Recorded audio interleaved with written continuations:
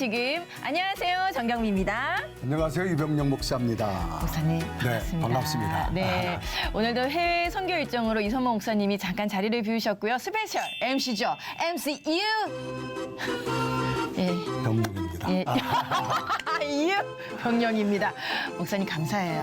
네. 선교는 지금 벌써 시즌 2가 네. 7월이면 1주년이 된다 그래요? 그렇대요, 정말. 굉장히 오랜 시간 방영했는데 네. 오늘 이 시간을 기점으로 이제 1주년을 맞이하잖아요. 더 큰 선교 향기가 나타나길 바랍니다. 감사합니다. 저도 오면서 이제 얘기를 딱 들어서 1년? 깜짝 놀랐어요. 그래 벌써 말이에요. 1년이 됐구나. 예. 1년 동안 더 멋있어졌습니다. 선교 때문에. 좀 성장했었어야 되는데 그런 부분이 조금 아쉽습니다. 우리가 시즌2 첫 회에 우크라이나에 성경을 보내는 대한 성소공에 대한 얘기를 했었거든요. 근데 이제 금세 끝날 것 같았던 우크라이나 전쟁이 아직까지 지금까지 마음 아프지만 네. 계속되고 있습니다. 그래서 오늘은 아주 특별한 손님을 모셨습니다. 어떤 분인지 먼저 화면으로 만나볼게요.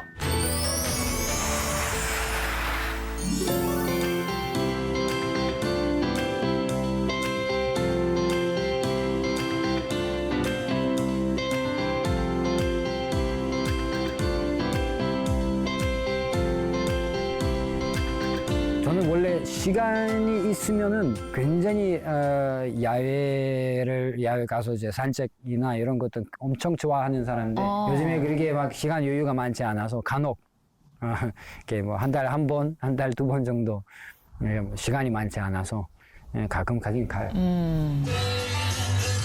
양립 오픈 스튜디오. 멋지다. 자, 이 사연은 0444님이 보내주셨어요. 며칠 전에 문 앞에 커다란 택배 박스가 와 있더라고요. DJ를 했거든요. 그 고려인 마을에서 우리가 고려 FM이라 그래가지고 고려인들 위해서 러시아어로 방송 만들자. 그래서 이제 KBS나 여러 그 방송에서 그 훈련 우리를 시켜가지고 우리가 고려 FM 방송 열렸어요. 그래서 제가 한 6개월, 한 1년 하다가 이제 잘하는 사람한테 딱 이렇게 하게끔 만들어서 지금 현재는 고려 FM이라고 고려인을 위한 방송이 이렇게 정상적으로 이제 돌아가고 있어요.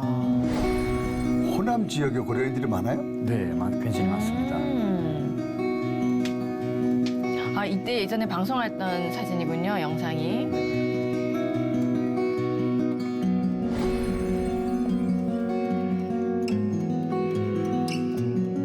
예쁘네요, 교회가. 오래됐지, 여기가. 선교 초기에 세워졌으니까. 1904년?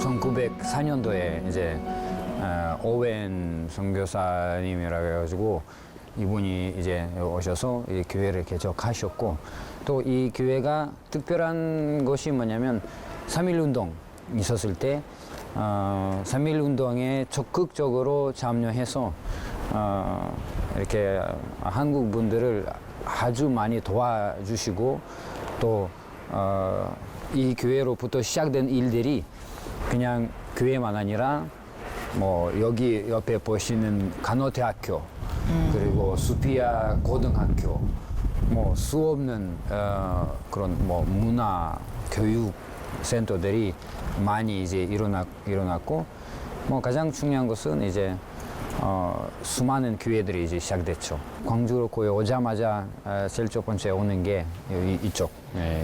그리고 제 사역을 본격적으로 시작됐을 때 제 사역의 출발로 제가 선택하는 게 이제 이 장소로 상징적인 장소로 이제 선택하고 여기는 많이 왔었고 오자마자 시작되는 게 이제 여기부터 이제 많이 여러 모임이나 행사를 이쪽에 굉장히 많이 이제 했죠.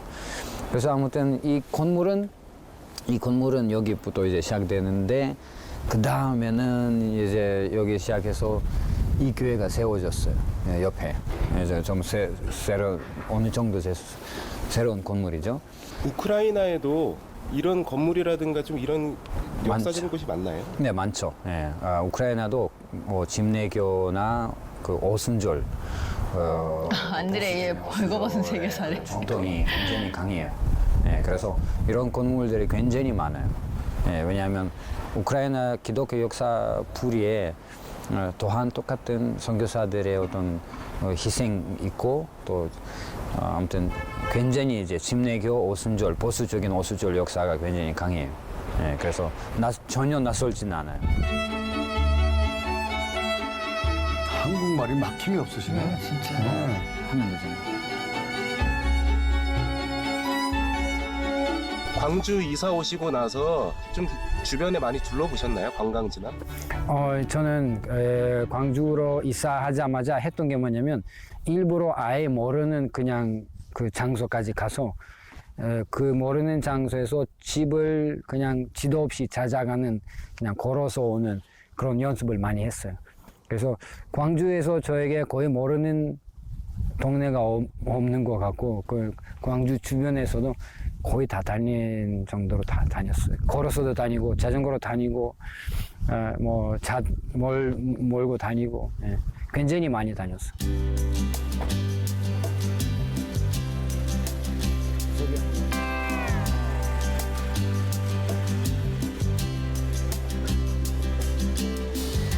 우크라이나 말에 그런 말이 있어요.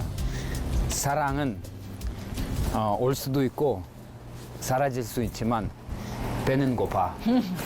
그런 말이 있어요. 그것이 우리 볼 때는 아주 좋은 감정으로 볼 수 있지만 배는 고파서 눈에 아무것도 안 보일 때가 있어요. 지금 그런 데 있는 것 같아요. 그래서 뭘 먹어야 될 것 같아요. 자, 한번 보고.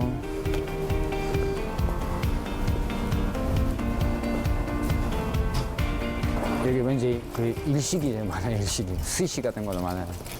고급 식당이라고 해서 그런가. 관광하러 오시는 분들이 굉장히 많아서 그냥 마냥 일반 음식 하는 것보다 약간 고급 음식을 많이 하는 이제 어떻게 보면 와서 먹으러 오시는 분들이 많이 있고 또 커피 한 잔 마시면서 이렇게 분위기 타러 이제 데이팅 하러 여기 많이 와요. 네, 그래서 그런 집이 여기 많이 있는 것 같아요. 먹는 것보다 특히 한식 이런 거는 하는 것보다 10년 전에 저기 김밥집 하나 있었는데 그쪽 10년 전에 김밥집 짝이 있었어. 과연 있을까요? 근데 왜 제가 10년 전 했던 게 기억 안 나냐면 아이들 한 20명 데려가지고 애들이 너무 배고팠는데 하나도 돈이 없는 거예요, 애들이. 그래서 제가 그때 우리 집에서 있었던 마지막 남아있는 돈 전부 다 그래서 식사비로 냈던 게 이제 기억나. 여기 있을까요? 없다. 없어요. 없어. 이쪽에 있었는데 키친이 지금 치킨집이 돼버렸어.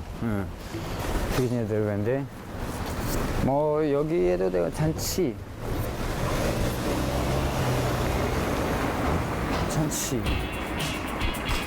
여기가 갈비.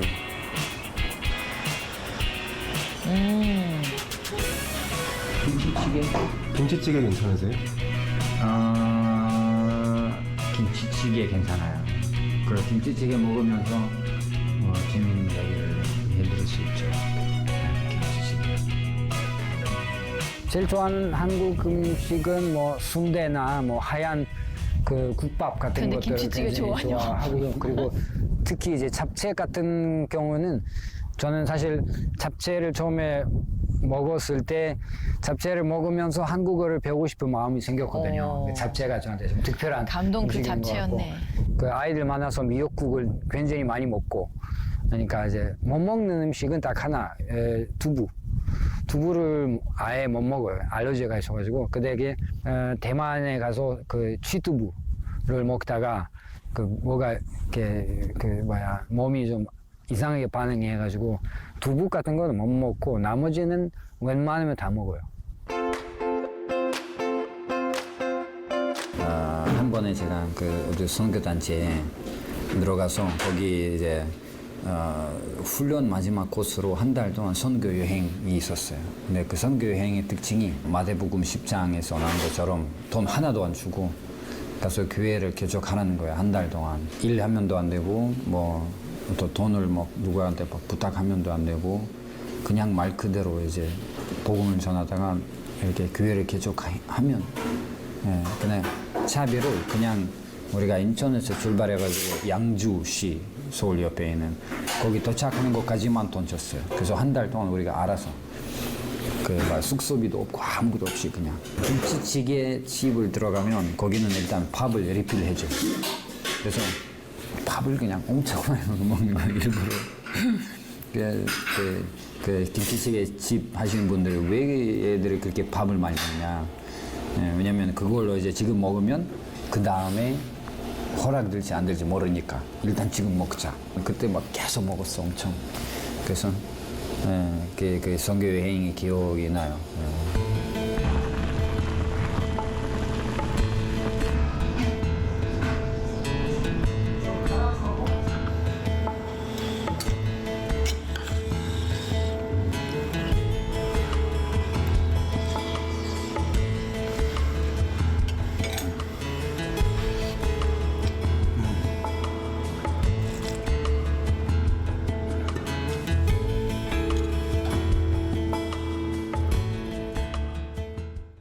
오늘의 주인공을 모시겠습니다. 안녕하세요. 안녕하세요. 안녕하세요. 반갑습니다. 반갑습니다. 여기 카메라 보시고 시청자분들께 인사 한번 부탁드려도 될까요? 네, 안녕하세요. 우크라이나에서 온 안드레이라고 합니다. 네, 반갑습니다. 굉장히 멋지게 생기셨고 네. 외국인이면서도 거의 한국인처럼 생활하는 그런 모습이 소개됐는데 광주를 쭉 소개하면서 특별히 이제 일찍이 들어와서 선교사님들이 했던 선교 흔적을 소개했는데 그 선교 흔적을 한국 사람은 더 잘하는 것 같습니다. 맞아요. 네. 한국 오신 지 얼마나 되셨어요? 한국에 온 지는 2010년도에 왔고요. 근데 한국 오기 전에도 한국인들과 함께 사역을 하고 한국인들에게 이제 통역으로 도와줬던 통역 전도사로 2003년도부터 했기 때문에 지금 벌써 거의 20년 20년 함께 가까이. 있는 거죠. 네, 그래서 이렇게 어휘력이나 이렇게 우리가 쓰기도 힘든 단어들을 쑥쑥쑥 편하게 특히 차를 몬다. 네. 차를 몰고 간다는 표현은 이거는 정말 찐 한국인이다. 외국인들 그러면 운전을 하고요. 이렇게 하는데 차를 저음과 몬다. 고음 발음이 정확한 것 같아요. 네. 그리고 이제 한국에 오셔서 그러면 이제 결혼을 하신 건가요? 그렇죠. 네. 네. 한국인 아내. 한국인, 우리 아내가 한국인이고 아이가 5. 제가 5명 아이들을 기르는 한국인의 아빠예요. 네. 아이들의 성별이 이제 그 큰 딸 하나, 그다음에 아들 이렇게 돼 있어요. 1, 2, 3, 4. 네. 집에 나만 남는 게 없겠네요. 네, 그렇죠. 예, 그러면은 지금 이제 아이들을 5명을 키우고 있는 네. 아빠고 네. 하시는 일은 그 새나라교라는 그 외국인 아이들을 그 한글을 가르치는 학교인데요. 그 학교에서 제가 교사이고요, 그 교목이고, 네. 그리고 아무튼 그 학교에 주로 이제 있는 거죠. 네, 선생님이시네요. 네네네. 예. 그러면 지금 이제 또 여쭤볼 게 우크라이나 전쟁 상황이 어떤지 또 한번 여쭤봐도 될까요? 어떻게 보면 우크라이나 군대가 역습을 가고 있는 그런 상황이고 가장 어떻게 보면 지금까지 끔찍한 공격을 받는 대로 다 받았고 요즘에도 계속 이제 미사일이나 이런 공격들을 계속 네. 민간인들도 받고 있는 중이지만 가장 좀 어떻게 보면 무서운 것들이 많이 지나갔지만 요 근래 얼마 전에 그 노바카호프카라는 그 전기 발전소가 터져서 홍수가 나고 그 자연도 사람도 많은 피해를 입은 그런 상황이기도 하죠. 그러니까 아무튼 전쟁하는 것 그 자체가 아픔이고 끔찍하죠, 진짜. 끔찍한 네. 거죠. 조금이라도 일어나면 안 되는 그런 상황인데 모든 우크라이나 사람들이 기대하는 것은 빨리 할수록 끝났으면 좋겠다. 맞습니다. 네. 자, 그래도 자기 조국을 떠나서 한국에 와서 기거함 생활하시는데 네. 자, 이 전쟁하면 삶과 죽음이란 말이에요. 근데 네네. 내 조국에는 내가 아는 분도 있고 내 형제도 네. 있는데 네네네. 이 조국의 전쟁의 소식이 들려졌을 때 네. 그때 마음이 어떠셨어요? 그냥 멍하고 그냥 이 시간이 다 멈추고 네. 뭘 해야 되는지는 모르고 그냥 패닉 상태가 아니라 그냥 밥을도 못 먹고 잠도 못 자고 그냥 한 3일 동안 그냥 가만히 이렇게 침대에 누워 있으면서 그냥 뉴스만 보는 그런 그런 상태였어요. 뭘 해야 되는지 모르고 어떻게 기도해야 될지 모르고 내가 행동을 어떻게 취해야 될지 모르고 네. 가서 그냥 전쟁을 참여해야 되는지 뭐 내가 지금 제 역할이 어떤 건지 전혀 모르고 있었죠. 예. 네. 진짜 잠이 안 올 것 같아요. 그렇죠. 네. 그 잠이 못 잤어요. 그냥 3일 동안 아예 그냥 자, 전쟁이 발발하면서 그래서 요즘은 뭐 다시 우크라이나 반격도 되지만 초창기에는 러시아군이 굉장히 우크라이나를 막 점령했단 말이에요. 네, 강하게. 자, 여러 가지 군사력, 군들도 모자라고 네. 여러 가지 힘들었을 상황에 아주 이색적인 시민군에 참여했어요. 네네. 시민군이 어떻게 모집됐나요? 네, 일단은 그 시민군의 모집이 굉장히 급속도로 이제 일어났죠. 왜냐하면 모든 남성들은 그냥 우리가 다 참여하겠다 네. 하니까 거의 이제 그 참여하겠다는 사람들에게 무기가 부족할 정도로 그 아무튼 줄이 굉장히 길게 섰어요.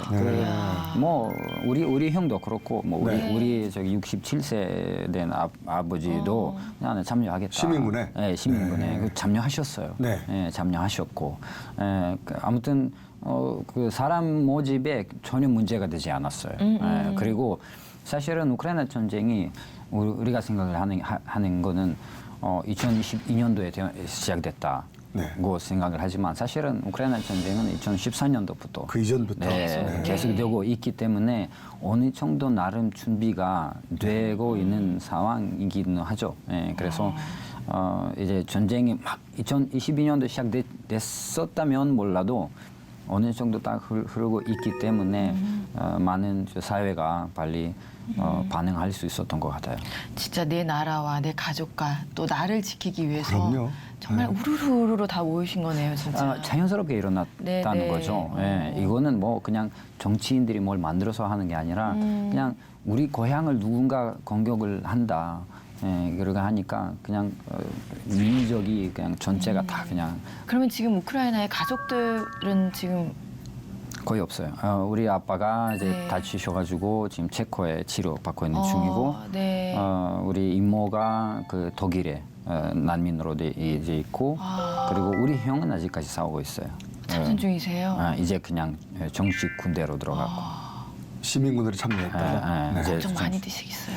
네, 걱정은 하죠. 예, 그 우리는 또 계속 뉴스를 통해서만 볼 수 그렇죠. 있잖아요. 예, 큰 뉴스들만 이렇게 보는데 당시에 유명한 선수들이 또 시민군으로 뭐, 지원하면서 뉴스에 많이들 나왔어요. 그렇죠. 뭐 지금은 이렇게 뭐 유명한 선수 누가 들어갔다, 뭐 가수가 누가 들어갔다 이런 것이 벌써 우리에게 뭐 놀랄 건 아닙니다. 왜냐하면 그러네요, 진짜. 뭐 선수든 그 가수든 상관없이 같은 국민이기 때문에 마땅히 해야 하는 일이고 그 많은 선수들이 벌써 거기서 생명을 잃었어요. 뭐 올림픽 챔피언들이 맞아요. 네. 생명을 잃고 자기 나라에서 싸웠다가 근데 그것이 자랑스러운 일이죠.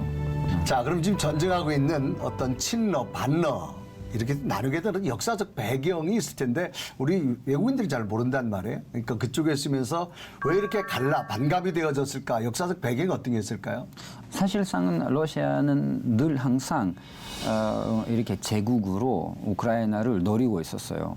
그 굉장히 아주 복잡한 역사인데 쉬운 말로 얘기하자면 푸틴이라는 사람은 소련을 굉장히 꿈꾸고 있어요. 소련 회복. 소련 회복하려면 사실 우크라이나에 있어야 되는 거예요. 우크라이나를 다시 잃어버리면 우크라이나가 유럽으로 가면 다시는 소련이 될 수 없는 거예요. 예. 근데 우크라이나 사람들은 대부분은 우리는 소련 싫다. 우리는 공산주의로 다시 돌아가고 싶지 않다. 해서 이 전쟁이 시작됐다는 거예요. 야, 그러니까 진짜 이거는 지금 아까 말씀하신 것처럼 2022년에 딱 일어난 게 아니라 아니에요. 오래전부터 그렇죠. 계속 조금씩 그렇죠. 조금씩 나도 모르게 네. 일어나고 있었던 전쟁이었네요. 그렇죠. 네. 그렇죠. 자, 이런 역사적 배경 가운데 전쟁이 시작됐는데 뭐 전쟁하면 정치적인 사람들은 어떤 자기 정치 욕심을 채운다 하지만 가장 큰 게 민간인 피해자란 말이에요. 그렇죠. 일반 선량한 시민들이 죽어야 되는데 아마 고국의 그런 전쟁에 시민들이 죽은 것 아마 굉장히 소식을 들을 때마다 마음이 아팠을 텐데 현지에서 나오는 그 상황 어떻게 늘 받아들일 수 있었어요? 어떻게 드릴 수는 없죠. 네. 이거를 어떻게 받아들이겠어요? 못 받아들이죠. 근데 일단은 들을 때마다 굉장히 끔찍한 게 뭐냐면 우리가 늘 생각하는 것은 계산을 하는 거잖아. 네. 사망자 몇 명이고 수상 몇 숫자로 명이고 나오고. 통계를 계산하잖아. 가지고. 예. 근데 이런 거 봐봐요. 만약에 어떤 가정에 아빠가 죽었어. 그러면 누가 피해자야? 아빠야? 아이들이죠, 아이들과. 그 주변에 있는 가정이 전체가 네. 피해자라고. 그러면 그게 피해자가 몇 명이에요. 그 다음에 그 난민이 몇 명이 되겠어, 난민이 그냥 저기 유럽 여행 가고 싶어가지고 난민이 되는 거예요. 집을 다 잃어버려가지고 그냥 집에 있는 모든 그냥 지금까지 해왔던 모든 거 다 그냥 불살해버려가지고 완전히 그냥 집시처럼 돼서 그냥 따라다니는 민족이 돼서 유럽으로 이제 갔는데 그 난민 숫자가 몇 명일까요? 몇 백만 명이에요. 근데 한 사람 한 사람 다 피해자야. 먼 곳에서 있으면서 맞아요. 전혀 말을 뭐 독일어, 뭐 스페인어, 뭐 폴란드어 못 알아들으면서 일할 수도 없으면서 그냥 난민 취급을 받으면서 이 피해자 숫자가 우리 생각보다 그냥 셀 수 없는 거예요. 그거를. 그러니까 한 가정에 누가 죽었다 그러면 그 누군가의 뭐 군인의 아니면 어린 나이에 아니면 남편의 여성의 주변의 모든 그 둘러싸인 가족들 다 피해자예요. 그렇죠. 예. 친구들까지. 우리는 정말 이렇게 얘기만 듣지 그 그렇죠. 상황을 정말 우리는 이해할 수도 없을 거예요. 예. 그래서 빨리 우리가 할 수 있는 건 이 전쟁이 빨리 끝나기를 그렇죠. 네, 기도하는 수밖에 없는데 전쟁 이후에는 또 한국하고 폴란드를 오가면서 또 우크라이나 전쟁 난민들을 도우셨다고 들었습니다. 네네. 글은 어떻게 하신 건가요? 그 광주에서 네. 좀 그래도 그나마 좀 이렇게 좀 아시는 분들이 좀 있어요. 네. 그래서 뭐 시장님, 뭐 그 광산구청장님, 그냥 그 다음에 저기 오늘의 교회 그냥 서울 여기 오리는 교회 그 M센터라는 게 있는데 네. 그 M센터 담당하신 목사님, 뭐 여러 아무튼 좀 크신 분들이 있어요. 네. 그냥 찾아갔어요? 어떻게 아니 작은 게 아니라 페이스북에다가 글을 완전히 그냥 아주 그냥 이렇게 정석으로 써가지고 그분들을 이제 태그를 했죠. 그냥 뭘 몰라요. 그냥 그래서 도와주라 이거야. 근데 그냥 글만 쓰고 뭐 아무런 결과 없을 거라고 생각을 했는데 그 광주시가 전체 일어나 버렸어요. 네. 네. 그 다음 날 광산구청장님이 저한테 개인적으로 전화 네. 왔어요. 구청에서 어떻게 좀 하자고.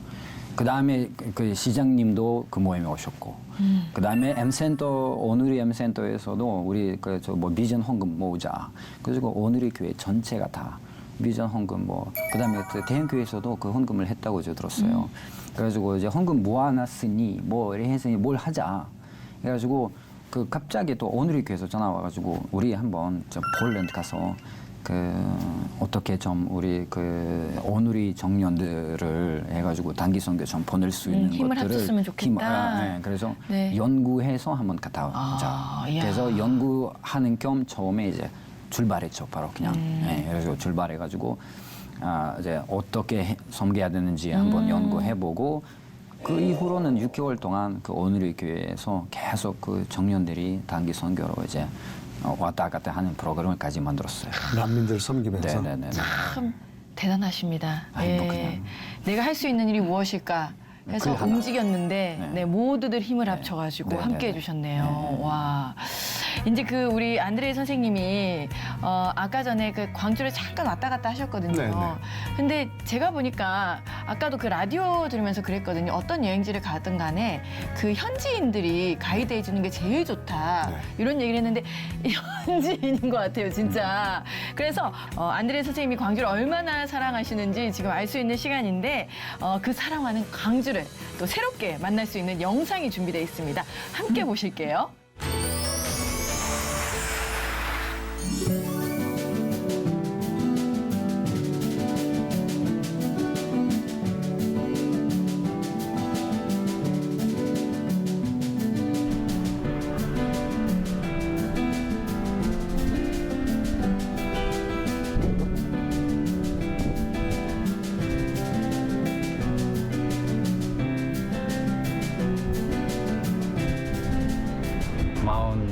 큰 게 뭐냐면 우리나라 우크라이나에서도 뭐 여자와 남자와 상관없이 그냥 국민 전부 다 전쟁에 나름대로 다 참여 이제 하고 있고 똑같이 3.1 운동 때는 뭐 여자 아이까지 앞장섰었다는 얘기는 국민 전부 그냥 상관없이 여자 남자 어린아이 상관없이 다 전부 다 일어났다는 거잖아요. 비극적이기도 하고 또 멋지기도 하고 또 역사적인 순간이었다는 거잖아요. 역사의 별이 되어 자유 없는 속반에서 그러네, 우리나라도. 우리나라도 그렇죠? 끊기 위해 목숨을 걸고 싸우네. 진짜. 억울한 옥살이에 모진 고문을 당하여도 위기로 이겨낸 고결한 애국어는 역사의 별이 되어 무궁토록 빛나네. 지금 우크라이나에서 남아있는 가족은 우리 형밖에 없어요. 지금은 현재는 형은 지금 그 군대에 있고 그냥 자랑스럽습니다. 뭐 물론 걱정이 되지만 그리고 나머지는 우리 아버지는 우크라이나에 계시다가 지금 그 체코 난민으로 이제 가셨어요. 전쟁이 끝나서 정상적으로 살았으면 좋겠어요. 그리고 우리 아이들이 특히 막 할아버지 보고 싶다고 막 우크라이나 이제야 막 가고 싶다고 막 말을 하는데 아이들한테 얘기하거든요. 지금 절대로 우크라이나 못 간다. 예, 그래서 우리가 빨리 만났으면 좋겠다. 안전적으로 이렇게 우리 아이들도 우크라이나 가고 이렇게 편안하게 서로 만날 수 있는 날을 기다리고 있는 거죠.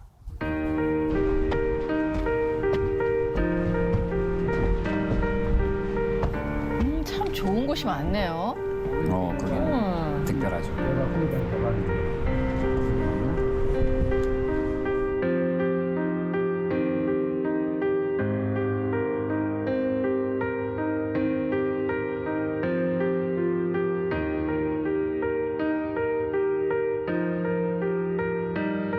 숲의 요거 건물을 보면서 우크라이나 여성들이 이제 더 많이 생각이 났던 것 같아요. 왜냐하면 폴란드 난민촌 가면 전부 다 여자와 어린아이밖에 없어요.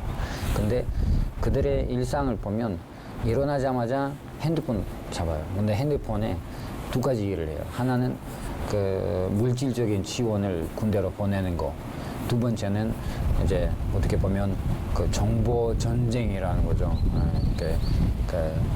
진실을 이제 밝히고 공유하고 좋아요 누르고 그런 것도 굉장히 그냥 온 국민이 다 하나가 되는 거잖아요. 잘 버티는 게 역할이거든요. 만약에 여성분들이 막 힘들다, 막 얼굴 흘러내려가지고 나 힘들어 이렇게 하게 되면 그들의 남편들, 그들의 아버지들 또 그 전쟁할 때 신경 쓰기가 어려워서 그냥 그들이 괜찮다는 모습, 그들이 잘 하고 있다는 모습 하나로도 충분히 이제 군인들에게 도움이 될 수 있는 또 좋은 그 어떻게 보면 에너지를 줄 수 있는.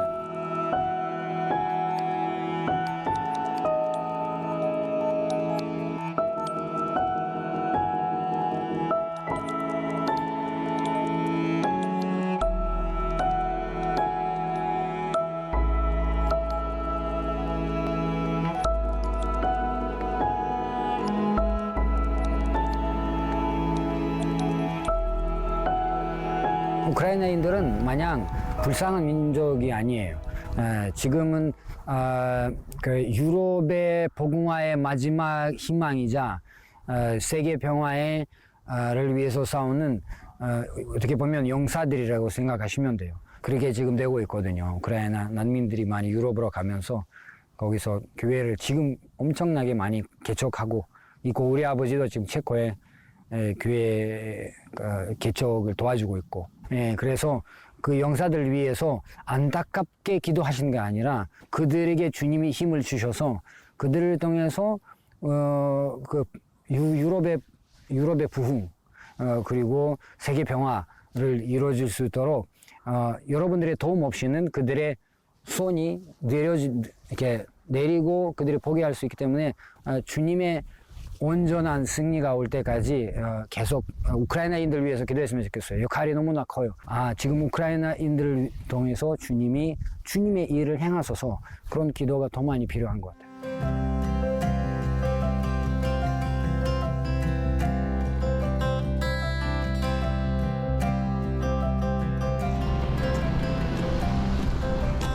여기를 뭐 한두 번 와보신 게 아닌 것 같은데 네. 길을 잘 아시는 것 같아요. 네네, 그렇죠. 예, 자주 오죠. 네.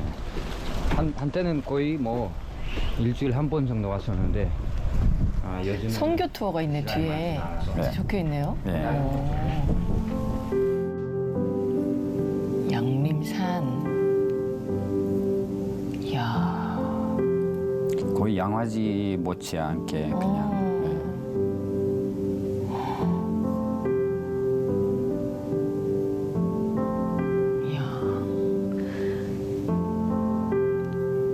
저기가 다 통합측교단의 역사적인 자료들이에요. 예. 한번 가보고 싶다. 저기 좋네요. 지금 이렇게 딱 이렇게 보시면 그들의 열매를 볼 수 있는 거죠. 여기 뭐 간호대학교도만 아니라 그냥 광주광역시가 이렇게 살아있는 생명이 있는 그 앞에 뭐 조선대학교, 간호대학교, 뭐 병원, 뭐 그 아주 좋은 봉성동이라는 아주 좋은 동네 이렇게 있는 게 이게 다 선교사들 덕분에 이제 일어나는 거죠. 그냥 헛된 희생이 아니었다는 거예요.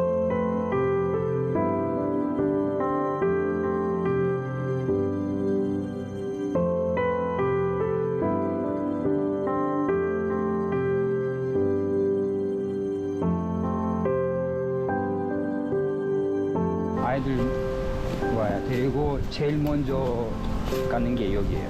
아이들에게 항상 전달하고 싶은 게 뭐냐면 너네들이 이렇게 된다는 게 누군가의 희생 때문에 이렇게 된다. 한국도 사실 이렇게 발전이 되고 이런 것은 그 기반의 역사는 많은 분들의 희생으로부터 시작되면서 근데 사실 그 얘기를 통해서 예수 그리스도의 희생을 이제 설명하려고 하는 거죠.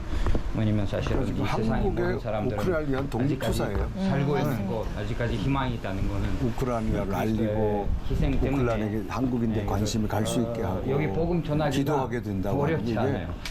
이렇게 얼마나 무덤을 보여주고 또 그들이 세운 것들 보여주면서 가장 쉽게 복음을 강력하게 또 복음을 전할 수 있기 때문에 복음은 사실은 말로만 전하는 거 아니라 우리 삶으로 전해야 되고 전해줘야 되고 또 아이들에게 특히 뭐 듣는 거 중요하지만 보이는 게 중요하기 때문에 가서 이제 그냥 이제 보여준 거죠. 그다음에 그걸로 이제 스타트를 이제 하고 그 나름대로 이제 많은 아이들에게 이제 복음을 전할 수 있게 됐죠.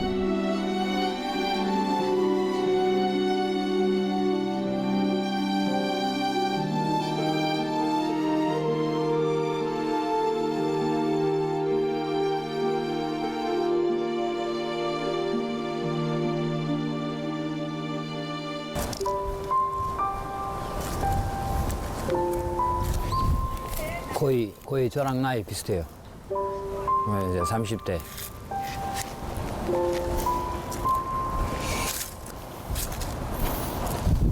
여기는 우리 연하대 넷째랑 나이 똑같은 나이.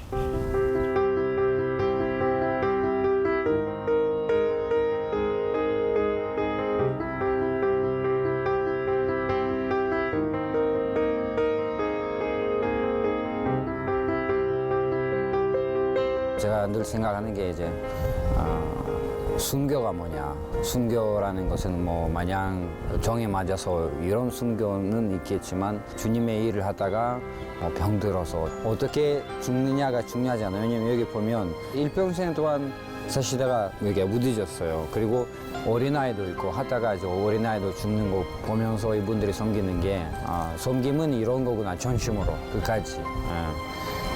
그게 바로 순교라는 게 순교자의 삶이지.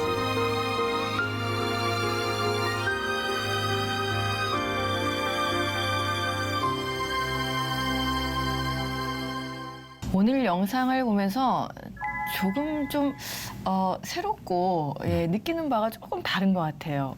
마지막에 또 순교 말씀해 주셨는데 그것도 확 와닿네요. 가슴이 찡하죠. 네. 자, 우리가 이제 기독교 역사 또 흔적을 보면서 우리 가슴이 찡하게 되어지는데 우크라이나는 그래도 아직 그 러시아의 언어라든지 문화가 많은데 러시아에 보면 러시아 정교회가 있잖아요.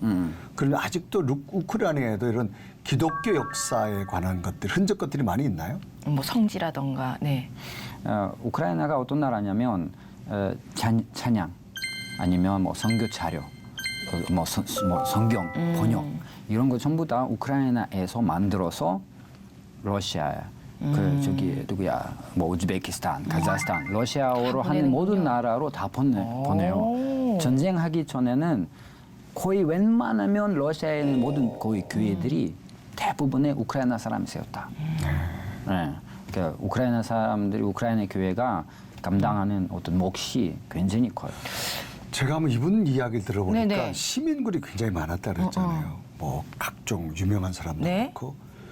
그러니까 왜 많았을까라고 하는 현대 사회에 잠깐 생각했는데 이런 기독교적인 문화가 있어서 우리나라도 일본에서 압제당할 때에 사실 교회가 앞선다. 네. 민족구원에서 막 이런 기독교적인 보이지 않는 정치 또 내 국가 안에 있는 여러 가지 시스템 자체가 이단을 몰아내고 건전한 교회가 있었기 때문에 이런 시민군 참여가 자유롭게 되어졌다. 그런 생각이 드는데 어떠세요? 저도 그렇게 생각합니다. 아, 그렇죠. 예. 어떻게 생각하세요? 예, 맞는 것 같아요. 아, 맞는 것 같아요. 아, 맞는 것 같고 특히 러시아 보면 네. 정교회가 개신교를 비판하는 상황이 돼요 가끔. 그렇죠. 우리는 다르다 이거지. 네. 우크라이나에서 그렇게 하지 못해요. 우크라이나는 정교회가 개신교를 절대로 비판할 수가 없어. 왜냐하면 개신교의 힘이 너무나 강하고 또 둘 다 이제 어느 정도 다 힘이 있기 때문에 그냥 함께 가는 거죠. 네. 그래서 어려움이 있을 때는 우리는 함께 간다는 거지. 그래서 이제 하나됨의 교회가 정말 아주 커다란 역할을 감당하기 시작했어요. 그럼 선생님도 네. 기독교 가정에서 자라신 건가요? 아닙니다. 아니고요. 아닙니다. 저는 이제 무신론자, 아주 무신론자 가정에 자랐어요. 네. 예, 우리 엄마는 아주 그 자기 성공을 믿으시고 자기 성공을 믿으신 대로 성공을 하신 분. 그리고 우리 아빠도 공산주의 단원, 네. 아주 공산당 단원 중에 이제 한 분이었고 네. 아주 그런 가정에 그 태어났어요. 소련의 영향을 많이 받은 가정이네. 많이 받았죠. 제가 네. 1984년도에 태어났기 때문에 네. 아직까지 그게 소련이었어요. 네. 물론 제가 태어났던 게 해외에 태어났지만 그래도 우리 엄마도 소련의 외교관이었어요. 우리 아빠도 소련의 발성하는 국악 네. 음악가였어요. 그 군인이고 음악가고 네. 전부 다 그냥 소련이라는 국가를 위해서 열심히 뛰었던 사람들이었어요. 그럼 기독교는 어떤 반대 입장을 늘 집안에서 배웠겠어요? 항상 그냥 제가 태어났을 때부터 엄마도 아빠도 항상 우리한테 그 주입식으로 절대로 신이라는 게 없다. 너는 뭐 쓸데없는 뭐 희망을 버려라. 열심히 노력하면 된다. 담배를 피우면 안 되고 술 마시면 안 되고 딴 곳에 가서 이렇게 그 헛되게 시간 보내면 안 된다. 그래가지고 이런 식으로 성공하면 된다. 저는 그렇게 아빠랑 엄마한테 교육을 받아가지고 그럼 그렇게 쭉 자라오신 쭉 해왔어요. 예, 열심히 하고 열심히 뭐 술도 안 마시고 욕도 안 하고 뭐 저기 이상한 짓 안 하고. 근데 이제 그 커가시면서 이제 가정에 좀 어려움이 있으셨더라고요. 예. 이제 엄마가 돌아가셨죠. 예. 1996년도 제가 거의 뭐 13살 13살? 정도 네. 엄마가 돌아가셨고 갑자기 엄마가 돌아가시니까 다 비극 아주 완전히 안 돼버리는 거죠. 아빠가 갑자기 너무 슬프셔가지고 술 마시기 시작하는 거예요. 제가 안 그러셨던 분인데 맞아요. 한 번도 우리 집에서 누구라도 뭐 술 마시거나 저 본 적 없어요. 전부 다 그냥 거의 엘리트 가정이니까. 그래서 아빠가 술 마시고 우리 그냥 남아 있는 게 저랑 형이랑 그냥 이제 생활하는 거죠. 그때부터 저도 한참 또 청소년이잖아요. 교육을 받아야 되는데 그때부터 이제 그 교육을 못 받아가지고 저도 이렇게 그 안 좋은 길로 이제 가기 시작했죠. 보살핌이 필요했는데. 네. 예. 가정에 그런 급박한 충격이란 말이에요. 전혀 상상하지 못했던 일들이 아빠, 엄마에게 일어났을 때 자녀들이 큰 충격을 빠지게 되는데 이때 인생이 많이 달라지는데 지금 우리 안드레 선생님 보면 오히려 전화해보기의 기회가 되어졌는데 어떤 동기가 있었나요? 그냥 기적이었어요. 그게 왜냐하면 제가 사실은 이제 제 일생을 2번이나 마감하려고 네. 자살 시도를 했고 그냥 생존을 했어요. 안 죽었어요. 그게 주님의 은혜고 주님의 기적으로 살아남았지 하나님의 은혜 아니었다면 벌써 뭐 그게 저는 여기서 있을 수 없는 거죠. 네. 그러면 언제부터 이 어려운 가운데서 교회를 다니기 시작한 건가요? 어떻게 하다가 교회 좀 나오셨나요? 스토리가 길긴 하지만 네. 이제 한 17살, 18살 네. 18살 때 저는 이제 아빠가 벌써 교회 다녔었어요. 먼저 다니셨군요. 먼저 네. 다녔어요. 그렇게 부정하던 분이 네. 근데 아무튼 술 마시다가 너무 이렇게 중독에 빠져서 아빠도 이제 엘리트 사람이니까 난 지금 뭐 하고 있지 이런 생각을 하게 되셨어요 아빠가. 나 이렇게 막 술 마시고 이런 사람 아닌데 생각을 하다가 이 중독에서 어떻게 벗어날까 생각을 하다가 이제 교회를 찾았어요. 네, 교회를 찾아가지고 자유를 얻으셨어요. 네. 자유를 얻으시면서 우리한테 이제 복음을 전하기 시작한 거예요. 어떻게 전하셨나요? 야 그냥 교회밖에 없다 이거야. 교회 가자. 이래가지고 이제 했는데 처음에는 내가 그냥 아빠가 술을 이제 금꼈기 때문에 그냥 아빠랑 같이 가주는 거지 교회로. 아빠가 같이 가자고 하니까 알았어. 오케이. 그냥 딱 하나.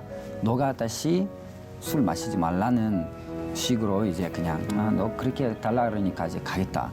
첫 번째 이유고 두 번째는 뭐냐면 사실은 저는 아빠랑 같이 이렇게 가까운 관계가 아니었어요.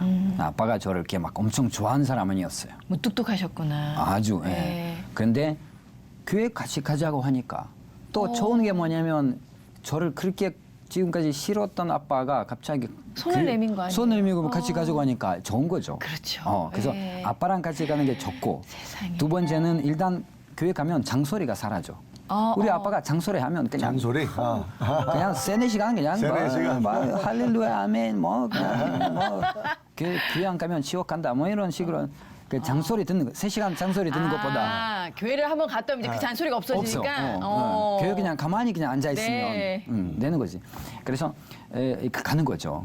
여러 가지 딱 돈밥 계산을 한 불러가지고 거죠. 계산해가지고 계산을 해가지고 이제 가는 거죠. 네. 근데 아빠가 이제 아시는 거죠. 야, 너가 예배 드리는 때도 보면 너가 여기 그냥 뭔가 좀 하나님을 뭐 믿냐? 저한테 이제 물어보시는 거예요. 보니까 너가 뭐 찬양도 안 하고 그냥 설교 때를 뭐 맨날 설교만 하고 뭐 너는 정말 하나님 믿냐? 그때 저는 폭발했어요. 나 사실 아빠 나는 하나님 같은 거 안 믿고 하나님 계셨다면 뭐하러 엄마를 주게 만들고 그 다음에 또 하나는 뭐냐면 나는 사실 너 때문에 다닌다. 너 이거 하나만으로 충분하지 않냐. 나는 하나님 같은 거 없다. 근데 아빠가 딱 저를 보더니 하시는 말씀이 이거예요. 너는 네 인생의 주인이 될 수 없다. 그래서 너가 지금부터 교회 갈 필요가 없고 굳이 안 가고 싶으면 안 가도 된다. 하지만 주님이 주님이 네 인생의 주인이라는 거는 주님 보여주실 때까지 너가 좀 이렇게 좀 다른 데 가서 있어봐라. 그래서 보고 느껴보고 다시 돌아와라. 돌아와라. 해가지고 쟤는 이렇게 잘 됐다 이거지. 놔줬다. 오케이, 나를 놔줬구나. 오케이, 잘 됐네. 이제 자유 되겠네. 네. 해서 그 후로부터 한 4년이 지났어요. 4년. 아버지의 잔소리를 벗어나. 장소리 벗어나고. 가만히 계셨어요, 아버님이? 가만히 계셨어요. 어머, 그거 아무 쉽지 말씀 안 않은데. 하시고. 그래 말이야. 그래서 저도 혼자서 그냥 뭐 제 나름대로 생활하고 뭐 운동하고 이렇게 했는데 4년 딱 지나가니까 제 삶에 도박이라는 게 들어왔어요. 도박이요? 네, 도박. 그러니까 운동선수니까 스포츠 같은 거 잘 알잖아. 어떤 운동을 좋아하셨어요? 저는 원래 격투기. 격투기? 체격은 아닌 것 같은데. 제가 그래도. 격투기를 아닌 것 별로 안 같긴 한데, 좋아하는데. 아닌 것 같긴 한데 아무튼 그렇게 했어요. 네. 전문적으로 했는데 그 이제 도박을 하기 시작을 했는데 처음에는 도박을 시작할 때 그러더라고. 시작할 때 잘 된대요. 그 원래 운이. 처음 하는 분들이 잘 처음에 하는 딴다고. 분들은 다 잘 된대. 맞아. 저도 그랬어요. 네. 처음으로 시작하니까 막 잘 됐었어요. 뭔가 좀 막. 이렇게 잘 됐군요. 몇 배가 막 잘 되고 들어오는 돈도 게 있고. 벌고, 네, 잘 됐다 이제. 이게 내 쪽이구나. 내 쪽이구나. 나 운동도 잘 알고 하니까 이런 식으로 그냥 돈 벌면 되겠다 하고 생각했는데 갑자기 그냥 또 이제 내려막길 이제 가는 거지. 어느 정도로요? 어느 정도냐면 그냥 제가 있는 돈 싹 다 잃어버리고 그다음에 친구들한테 뭐 엄청 많이 빌려놓고 막 완전히 빚쟁이가 됐어요. 근데 도박이 끝이 이제. 도박 기시야 그냥. 근데 또 그때는 우리 우크라이나에서 그렇게 은행이 그렇게 믿을 만한 단체가 아니어서 모든 돈을 사람들이 거의 집에서 다 집에서. 이제 했죠. 근데 제가 이 돈이 어디 있는지 알았죠. 그래서 마침내 아빠가 이제 형이랑 시골로 갔어요. 시골로 갔을 때 저는 이제 큰 액수를 가져서 확실히 이 선수가 이기겠다는 경기가 있었어요. 확실히 이기겠다. 그거는 뭐 그냥 질 환율도 없을 정도로 큰 액수, 엄청 큰 액수를 하면 그래도 작은 이자를 받을 수 있어요. 네. 그래서 그 작은 이자를 받아가지고 조금이라도 빚을 좀 갚아야 되겠다 하라고 생각하고 아빠가 오면 딱 이게 경기가 다 끝나니까 이제 갖다 놓으면 되겠다. 그다음에 생각하고 이제 했죠. 친 거예요. 제가 생각하는 잘하는 팀이 상상을 초월한 일이 생겼네. 친 거예요. 기적이 일어났네 그쪽에서는. 그저 기적인데 나는 정말. 난 기적이 아니었죠. 그럼 돈을 다 잃었어요? 돈 다 잃었죠. 근데 그 돈은 어떤 돈이냐면 우리 집에 있는 모든 재산이었어. 한순간. 여기서 진짜 나쁜 말이 나올 뻔했어요. 그래가지고 그 집에 이제 못 있는 거죠. 어떻게 못 들어가는 거죠 집으로. 그냥 그래가지고 그냥 쪽지 하나 해가지고 나는 이제 여기 있을 수 없다. 돈을 다시 가서 다시 갚을 때까지 나 어디 가서 좀 있겠다 하고 머리야. 이제 집에서 나갔죠. 집에서 나가서 이제 자살 시도도 하고 뭐 그냥 막 당황하고 막 그냥 밖에서 그냥 뭐 고물상 했죠.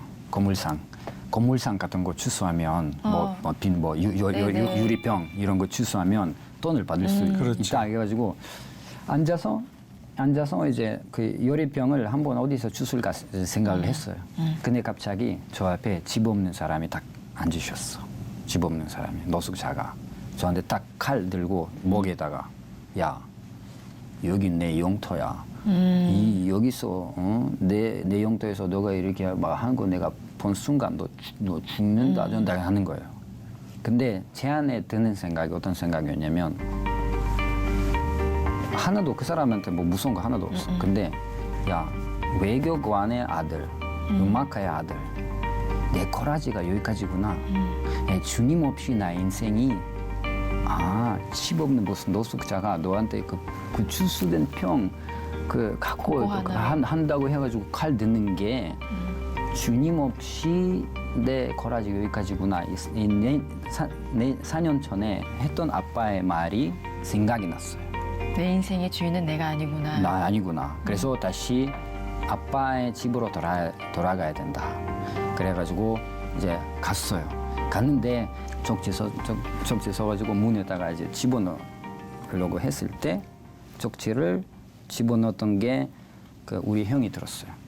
축축축축 사이에 문 사이에 형이 들었어요. 크게 넣었네 일부러. 그래서 딱 문을 딱 열더니 이제 제가 있고 형이 앞에 있는 거죠. 얼마나 놀래요. 야, 빨리 들어와 이거야. 어디 지금까지 우리가 얼마 잦았냐. 들어와 빨리. 그래서 나 못 들어오겠다. 아빠가 나를 보면 죽을 거라고 가만 안 둘 거 생각하면 큰일 나겠다. 이제 나 무서워서 안 가겠다. 근데 형은 뭐 아빠가 뭐라 하면 내가 대신에 맞든지 뭐 하든지 그냥 일단 들어와라. 그냥 그건 나중에 생각을 하지고 뭐 맞고 하든지 상관없이 일단 들어와라. 그래서 이제 들어오기는 했는데 제가 이제 딱 집에 들어오니까 아빠가 안 계신 거예요, 집에서.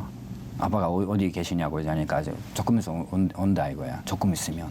근데 오니까 아빠가 딱 오신 거예요. 오셔가지고 저한테 딱 오셔가지고 저 일어나서 저한테 딱 저를 그냥 껴안고 한 30분 동안 그냥 아무 그냥 질문도 안 하고 얘기 그냥 한 마디도 안 하고 그리고 그냥 껴안고 저는 그때 그냥 눈물이 그냥 확 그냥 펑펑 그냥 동곡하고 울기 시작하고 아빠 어깨에 눈물이 전체에 젖었을 때 아빠가 딱 열더니 저한테 하는 말, 야 너는 이제 너 인생의 주인이냐 아니냐 이제 알았나 하시는 거예요. 아버님 큰 대가를 이제 치르시면서 그 4년 전에 했던 이야기를 그리고 제가 바로 그 이야기를 기억하고 집에 들어왔을 때 아빠가 했던 것들을 똑같이 너는 네 인생의 주인이냐 아니냐 그게 아빠가 하시는 얘기 아니라는 건 제가 알았죠. 그게 아빠를 통해서 주님이 저한테 말씀하신 거죠. 그리고 좀 몇 대 때렸어야 했는데. 그 얘기를 좀 하고. 그 이후로 지금까지 한 번도 너는 그래서 어디 있었냐 물어보지 한 물어본 번도 적이 지금까지 물어본 적 그 없어요. 돈 어디에 썼느냐 물어보지. 어디서 물어본 적 없어요. 진짜 훌륭하신 아버님. 그게 부모의 마음이에요. 네. 아버지는 다 알고 있어 벌써. 맞아요. 예, 그리고 그 딱 하나 이제 너가 이렇게 주님을 찾았다는 게 나 기쁘다. 끝이야. 그냥 그거면 그거 된 거예요, 아버님은 네, 정말. 그치. 네. 정말 가장 큰 인생의 하나. 귀한 교훈을 네. 아들이 얻었다고 생각했던 그 아버지의 마음이 아주 절실하게 느껴지고 성경에 돌아온 탕자의 이야기가 뭐 우리 안드레 선생님의 이야기라고 그렇게 생각이 되어집니다. 그리고 이제 바로 교회 가셨겠어요. 예. 그때 토요일이었는데 네. 그 다음날 주일이었어요. 예. 그 우크라이나에 있는 여의도 순복음 교회 선교사님이 하셨던 교회인데 그때 교회 생일 1주년 창립일. 창립 기념이고 엄청 막 크게 여의도 순복음 교회 일단 먼저 크게 하잖아요. 다. 네네. 네. 그래가지고 그때 뭐 토론토 캐나다에서 오신 그 토론토 여의도 순복음 교회 담임 목사님 막 오셔가지고 막 콘서트 하고 또 좋은 날 갔네. 아주 좋은 날에 가서 네. 막 영어로도 하고 막 그냥 막 아주 감동적으로 하니까 이제 그래서 우리 우크라이나에는 어떻게 하냐면 예수님을 믿고 싶은 사람들을 콜링아웃 해요. 콜링아웃이 뭐냐면 무대에 나와라. 데리고 나오는 거군요. 데리러 나. 예. 무대에 나와야 뭔가 이렇게 기도를 하면서 그때부터 너가 이게 그 주님 안에서 이게 살아가기 시작한다는 게 있어요. 우크라이나에는 그냥 제일 먼저 나가죠. 내가 먼저 나를 그냥 데려가라 이거지. 그래서 그냥 무대에서 제일 처음에 썼던 게 제일. 이야, 아버님은 정말 뿌듯하셨을 것 같아요. 아빠가 예. 아주 행복했죠. 아버님 정말 많이 그 우셨을 제가 것 보니까 같아요. 그 인생의 큰 밑바닥의 고난을 겪고 나니까 하나님이 믿어지기 시작했고 그렇죠. 맞아요. 그 하나님의 콜링에 언어로 듣는 것이 아니라 마음으로 하나님의 부르심을 듣고 내가 강단으로 뛰어나가는 그렇죠. 완전 성경적인 스토리가 우리 네. 안드레 선생님 스토리 같아요. 맞아요. 오늘 우리가 지금 이거 뭐 3박 4일 가도 시간 안 끝날 것 같은데. 그래서 네. 우크라이나 전쟁 이야기로 시작해가지고 이제 안드레이 선생님께서 어떻게 네.